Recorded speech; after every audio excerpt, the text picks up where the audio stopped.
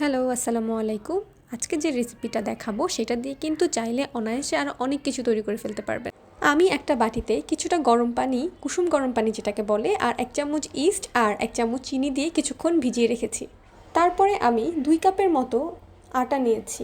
আপনারা চাইলে ময়দাও ব্যবহার করতে পারেন। এখানেও আমি কিছুটা চিনি দিয়ে দিয়েছি যেন আটাটার মধ্যে একটু মিষ্টি মিষ্টি ভাব আসে। তারপরে দিয়েছি কিছুটা লবণ আর হালকা একটু মরিচের গুঁড়া। তারপর 1 ঘন্টার মতো যে ইস্টের মিশ্রণটা আমি রেখে দিয়েছিলাম সেটা ফুলে গেছে দেখেন। যদি ইস্টটা ভালো হয় তাহলে এভাবে ফুলা হবে, মানে উপরের দিকটা এভাবে ফুলে যাবে আর কি। তো ওইটা আমি দিয়ে দিয়েছি, দিয়ে খামির করে নিয়েছি আটা দিয়ে।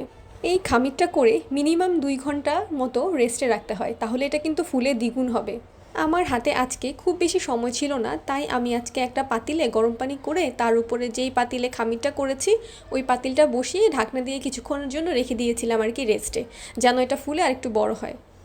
আপনারা চেষ্টা করবেন এভাবে গরম পানির উপর না দিয়ে একটু সময় নিয়ে আগে ভাগে বানিয়ে রেস্টে রেখে দেওয়ার জন্য। এটা চাইলে আপনারা আগের দিন রাতে করেও আপনার ফ্রিজে রাখতে পারেন। আর এই আটাটা যত ভালো করে করবেন, মানে এটাকে ফুলবে বা এটা ঠিকভাবে হবে আগে থেকেই, ততই কিন্তু টেস্ট বাড়বে। এই খামিরটা দিয়ে কিন্তু পিৎজাও তৈরি করতে পারবেন, আরও অনেক কিছু।